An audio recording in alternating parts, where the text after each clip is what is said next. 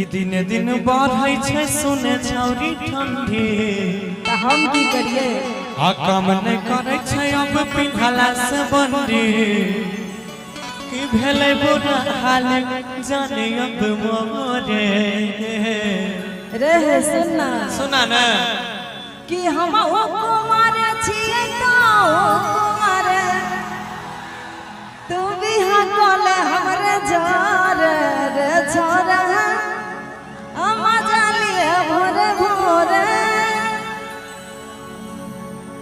आइए कहावत है 1 मिनट एगो लाइन से कहावत कि केतनो खइबा बनाई के मुर्गा हंडी में अरे हंडी में अब हो बिना नहीं कटतो रे ठंडी में। क्या बात जोरदार ताली होनी चाहिए, जोरदार ताली। और मैं चाहूंगा कि शबनम और माही आप भी आ जाए, स्टेज और मजा भर जाएगा, मजा आ जाएगा। क्या ठीक रहेगा ना? संगीत मनोरंजन है, इसको किसी को दिल पे नहीं लेना है। उषा जी वो डीलर के दोस्त हैं बबलू, हाँ ध्यान रखिएगा। उनका भी एक गाना हो जाए बाद में। चलिए आइए माही शबनम उठाइएगा, उठाइए 1 2 3 4।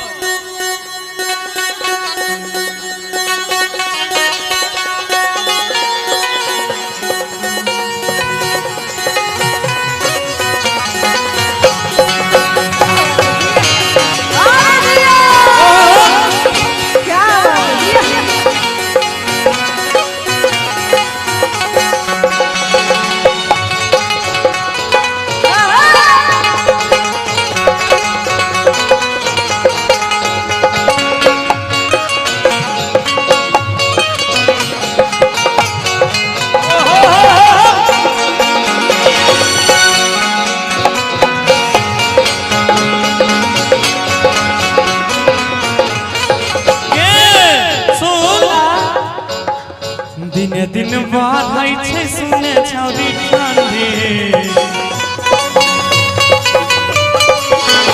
हम नहीं कहै अब पिघला से बंदी। सुनै छी दिने दिन बढ़ै छै सुने छौरी ठंडी हम नहीं कहै अब पिघला से बंदी भेलै बुरा हाल जाने अब मोरे। हम हो कुमार छिए तो कुमार बिहा कले हमरे जार रे छोरा जालिए भोरे भोरे रे छोरा बिहा कले हमरे जार रे छोरा।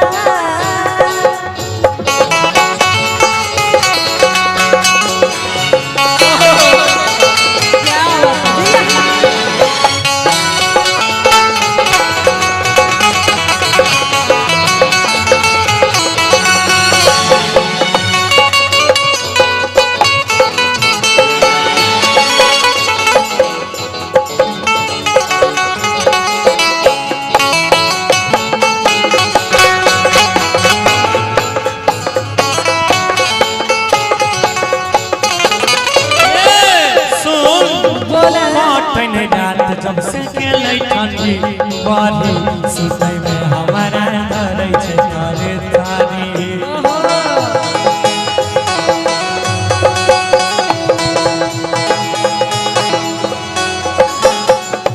सुनना कि कटै नहीं रात जब से गेलै ठंडी बारी आ सुतै में हमारा धरै छै थारे थारी। रे देवो गर्मी जमा जाइबो हम सहटी रे।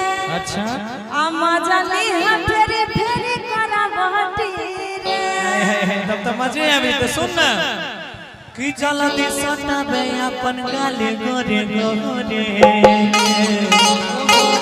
बुझले चले दीदी जल्दी सटाबे अपन गाले गोरे गोरे।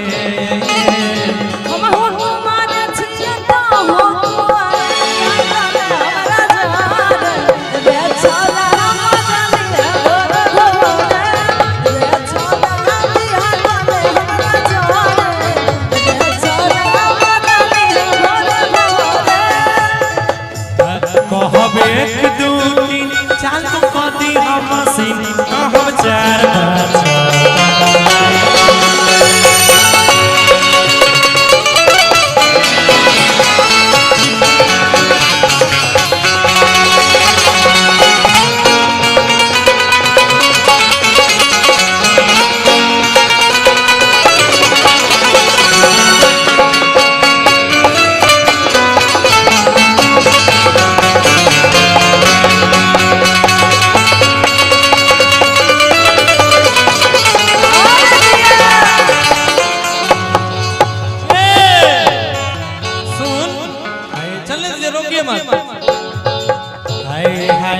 कपले अकेले तरसई बैके बाया अब पलाइट देने जान हमर काया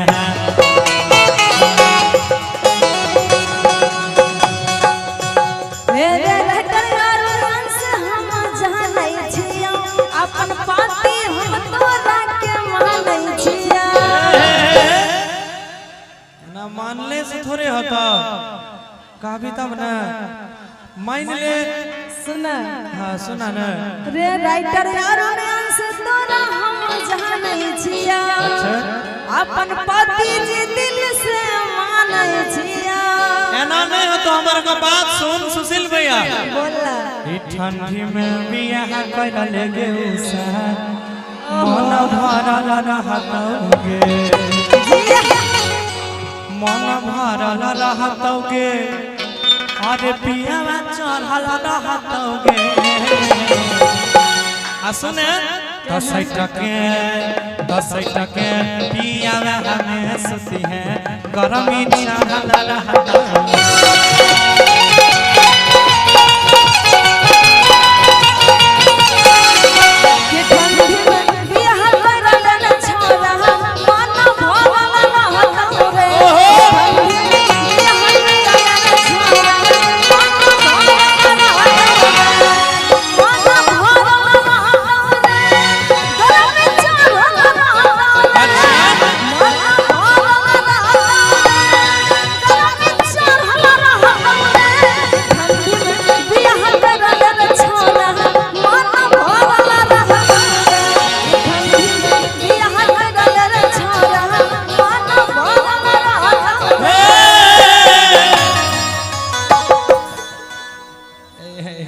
चीज उठाए है एकदम गर्दा उठाई लो आईने सब उठाई बहुत बना सुशील भैया भंगेट जाय छै कभी कभी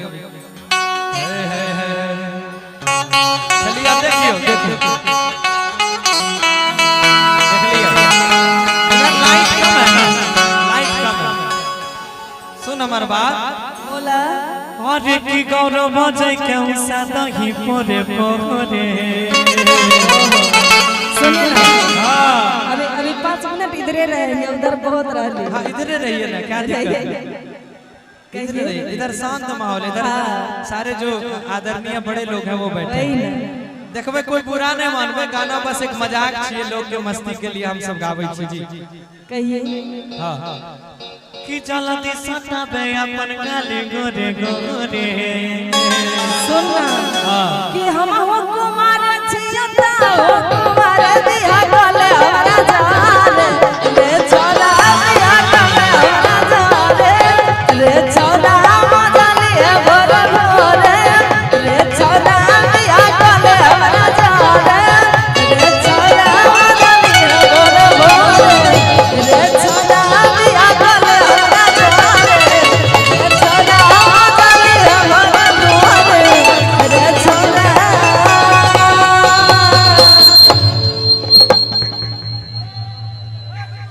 और